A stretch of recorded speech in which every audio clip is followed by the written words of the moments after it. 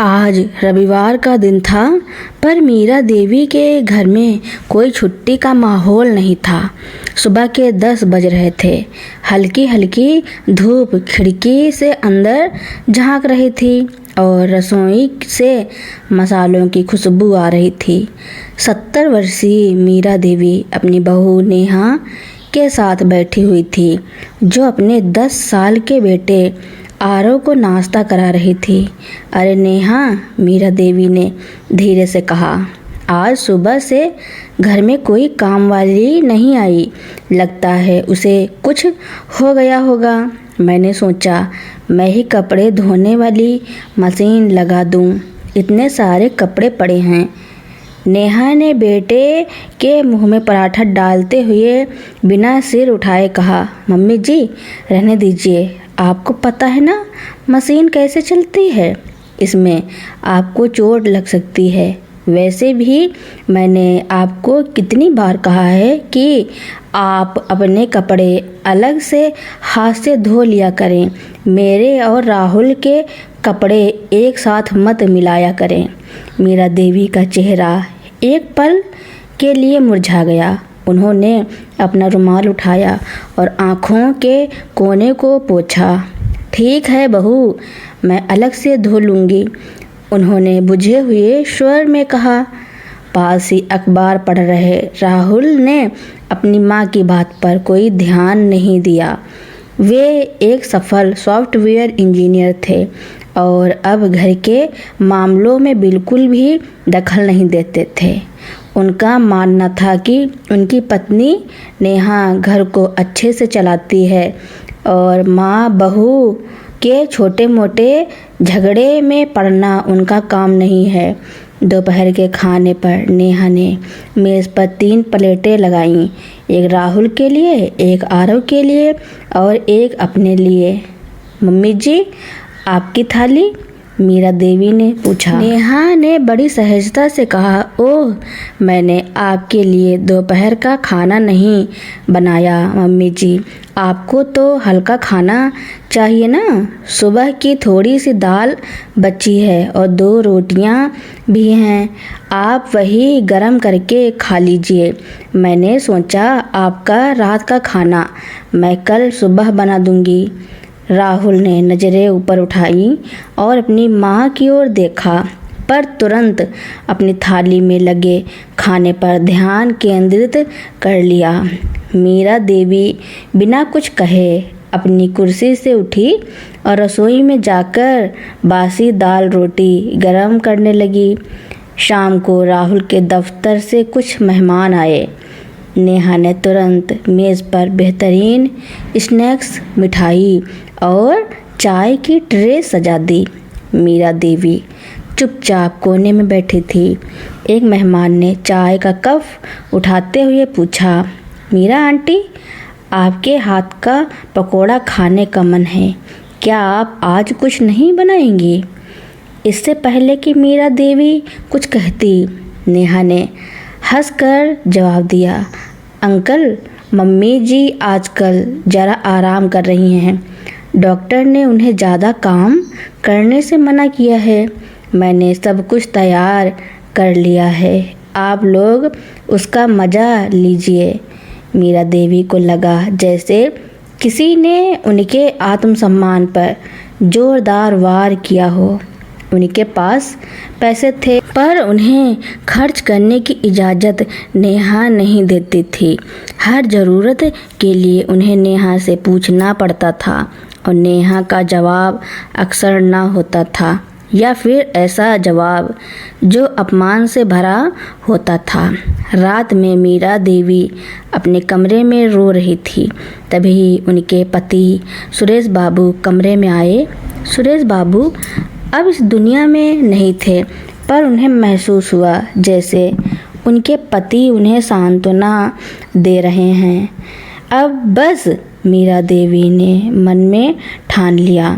अगले दिन उन्होंने अपने एक पुराने दोस्त को फ़ोन किया, जो एक वृद्धाश्रम के बोर्ड में था, जिसे उन्होंने कभी अपनी पेंशन के पैसे से दान दिया था। कुछ ही दिनों में मीरा देवी ने अपने बेटे और बहू को बिना बताए अपने लिए एक छोटा सा कमरा वृद्धाश्रम में पक्का कर लिया। वह जानती थी कि अगर राहुल को पता चला तो वह उन्हें जाने नहीं देगा, सिर्फ लोगों की नज़रों में अपनी इज्जत बचाने के लिए। एक शाम जब राहुल और नेहा दफ्तर से लौटे तो देखा कि मीरा देवी का कमरा खाली था। उनका थोड़ा सा सामान, एक छोटा बक्सा और उनकी पूजा की चीज़ें गायब थी। मेज़ पर एक लिफाफा पड़ा था। राहुल ने जल्दी से लिफाफा खोला।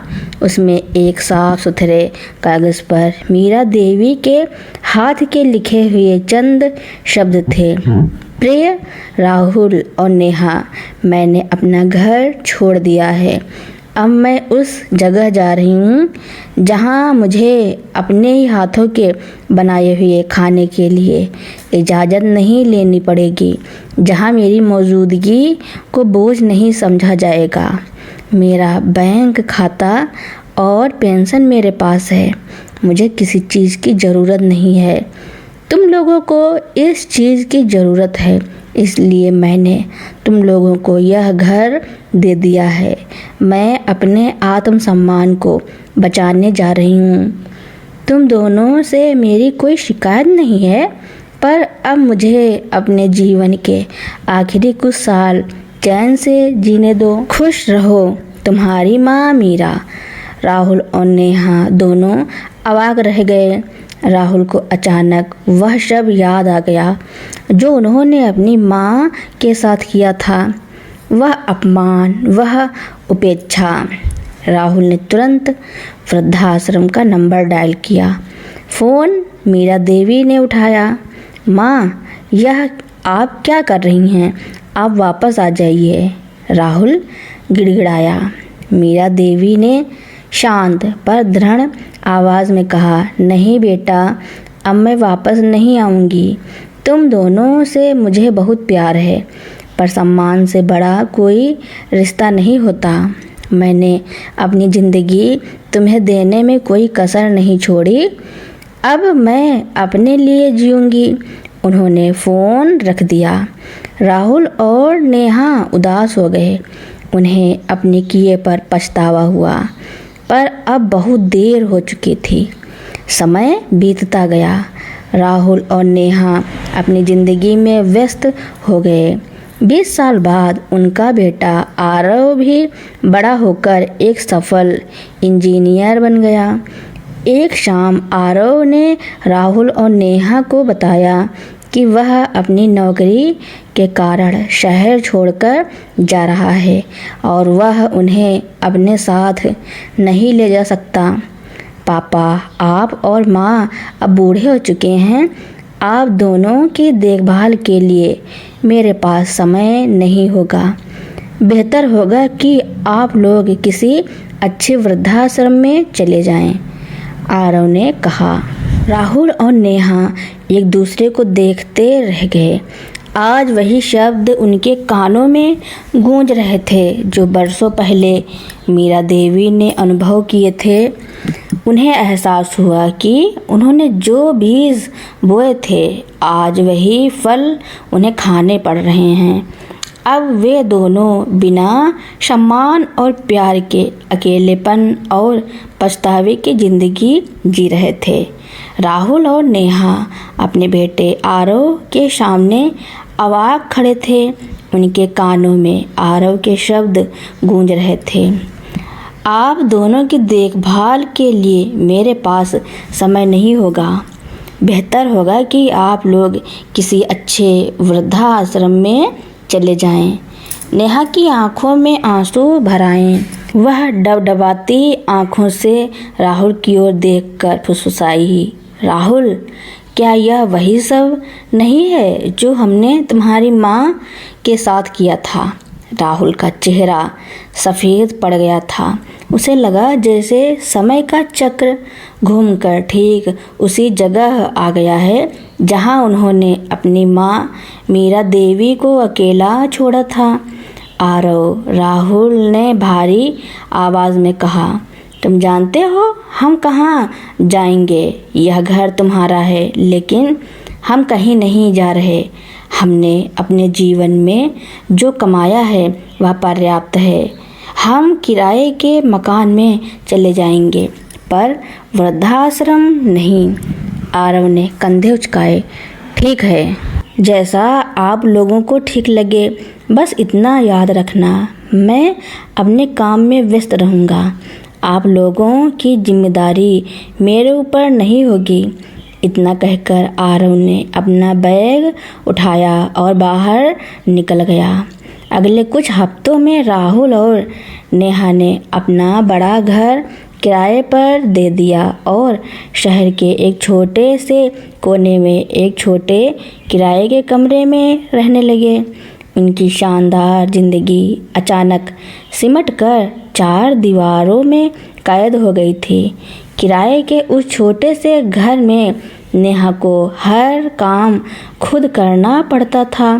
कभी कभी थकावट से चूर होकर जब वह बिस्तर पर लेटती तो उसे मीरा देवी का चेहरा याद आता।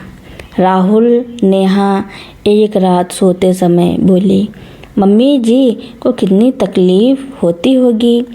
हम उन्हें बासी खाना देते थे, उनके काम को रोकते थे और मैंने तो उन्हें अपने कपड़ों को छूने तक नहीं दिया था।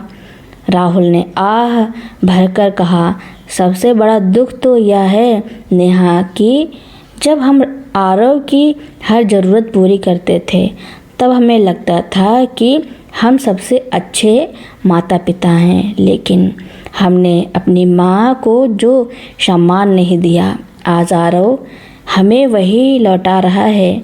उनका जीवन अब निराशा और सूनेपन से भरा था। आरव उन्हें कभी कभार ही फ़ोन करता था और उनकी सेहत का हाल चाल जानने वाला भी कोई नहीं था। एक दिन राहुल को अपने दफ्तर के पुराने सहकर्मी का फ़ोन आया जो शहर के दूसरे हिस्से में रहता था। बातों बातों में उसने जिक्र किया, अरे राहुल, तुम्हें पता है तुम्हारी माँ मीरा आंटी आजकल कहाँ रहती हैं? वह जिस वृद्धाश्रम में है वह बहुत ही शानदार जगह है। मैंने उन्हें पिछले हफ्ते एक सामाजिक कार्यक्रम में देखा था। वह कितनी खुश और स्वस्थ लग रही थी। राहुल को पता चला कि मीरा देवी ने अपने पेंशन और जमा पैसों से वृद्धाश्रम को एक बड़ी रकम दान दी थी, जिसके बदले उन्हें वहाँ एक छोटा आरामदायक कमरा और पूरी सुख सुविधा मिली थी। वह वहाँ के बाकी सदस्यों के साथ बागवानी करती थी, योग सिखाती थी और धार्मिक पुस्तकों का अध्ययन करती थी। उन्हें अपनी जिंदगी पर पूरा अधिकार था। राहुल और नेहा ने तुरंत उस वृद्धाश्रम का पता लिया और अगले दिन वहां पहुंच गए। वृद्धाश्रम के शांत वातावरण में उन्होंने मीरा देवी को एक छोटे से बगीचे में कुर्सी पर बैठे देखा। उनके चेहरे पर एक अपूर्व शांति थी जो बरसों पहले उनके घर में नहीं दिखती थी। वह किसी महिला से हंस हंस कर बातें कर रही थी। राहुल और नेहा को देखते ही मीरा देवी एक पल के लिए शांत हो गई। राहुल आगे बढ़ा और मीरा देवी के पैरों पर गिर पड़ा। माँ, हमें माफ़ कर दीजिए, हमें अपनी गलती का एहसास हो गया है। आज हम उसी दर्द से गुजर रहे हैं जो हमने आपको दिया था। आरव ने हमें छोड़ दिया है माँ, हमारे पास कोई नहीं है। नेहा ने भी रोते हुए कहा, मम्मी जी प्लीज़ हमारे घर लौट आइए, हम सब आपको रानी की तरह रखेंगे। मीरा देवी ने धीरे से राहुल को उठाया। उनकी आवाज़ अब भी शांत पर दृढ़ थी। राहुल मेरा बेटा, मुझे तुम्हारा और नेहा का पछतावा दिख रहा है। मुझे तुम दोनों से कोई शिकायत नहीं है। क्योंकि तुम दोनों ने मुझे यह सिखाया कि इंसान को कभी भी अपने आत्मसम्मान को दांव पर नहीं लगाना चाहिए। यह मत भूलो कि मैं यहाँ अकेली नहीं हूँ, यह मेरा परिवार है। यहाँ मुझे रोज़ सम्मान मिलता है, यहाँ मुझे पूछकर चाय नहीं पीनी पड़ती। मीरा देवी ने गहरी सांस ली और कहा, मैं अब वापस नहीं आऊँगी। अब मेरी ज़िंदगी मेरे हिसाब से चलती है, ना कि किसी की दया पर। जो समय तुम लोगों ने हमें नहीं दिया, वह समय मैं अब खुद को दे रही हूँ। तुम दोनों जाओ। तुम लोगों ने जो कर्म किए हैं वह तुम दोनों ही को ही भुगतने हैं। मेरी यही इच्छा है कि तुम दोनों को अपनी गलतियों का एहसास रहे, ताकि तुम भविष्य में किसी और के साथ ऐसा ना करो। मीरा देवी ने हाथ जोड़कर उन्हें विदा किया और फिर से अपनी साथी महिला के साथ बातचीत में लग गई। राहुल और नेहा सिर झुकाकर वहां से वापस लौट गए। उन्होंने समझ लिया था कि उनकी मां ने अपने आत्मसम्मान के लिए एक ऐसा अधिकार पत्र लिख दिया है जिसे अब कोई नहीं बदल सकता था। वे जानते थे कि अब उन्हें अपना शेष जीवन अपने ही कड़वे फैसलों के साथ जीना होगा। राहुल और नेहा वृद्धाश्रम से वापस लौटे तो उनके छोटे से किराए के कमरे की दीवारें उन्हें काटने को दौड़ रही थी। उन्हें महसूस हुआ कि उन्होंने सिर्फ अपनी मां को नहीं खोया, बल्कि अपने जीवन का केंद्र ही गंवा दिया। राहुल, जो कभी दफ्तर में सबसे महत्वपूर्ण निर्णय लेता था, अब हर बात पर अनिश्चित रहता था। उसका मन काम में नहीं लगता था। उसे बार बार याद आता कि कैसे वह अपनी माँ की आवाज़ को अनसुना कर देता था, या कहकर कि उसके पास फालतू बातों के लिए वक्त नहीं है। नेहा का हाल भी कुछ ऐसा ही था। वह सारा दिन घर के काम करती, पर रसोई में उसे मीरा देवी की बासी दाल और रोटी की याद सताती। उसे याद आया कि कैसे उसने अपनी सास को उनके छोटे छोटे सुखों से भी वंचित कर दिया था। अब उन्हें कोई पूछने वाला नहीं था, ना ही कोई आराम देने वाला। एक शाम राहुल को अचानक सीने में तेज दर्द उठा।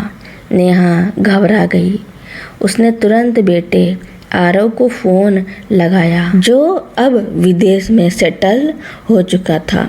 बेटा, तुम्हारे पापा की तबीयत बहुत ख़राब है, उन्हें अस्पताल ले जाना होगा, नेहा ने रोते हुए कहा। आरव ने ठंडी आवाज़ में जवाब दिया, माँ, अभी मेरी एक बहुत ज़रूरी मीटिंग चल रही है, मुझे देर रात तक काम है। आप किसी पड़ोसी को बुला लो या टैक्सी कर लो, मैं कल सुबह देखूंगा। आरव की बात सुनकर नेहा के हाथ से फ़ोन छूट गया। उसे याद आया कि जब राहुल के पिताजी सुरेश बाबू बीमार थे तो मीरा देवी ने रात रात भर जागकर उनकी सेवा की थी। उन्होंने कभी नहीं सोचा कि यह काम उनकी बहू का है या बेटे का। उन्होंने अपना धर्म निभाया था। राहुल को अस्पताल ले जाया गया। सौभाग्य से उन्हें दिल का हल्का दौरा पड़ा था।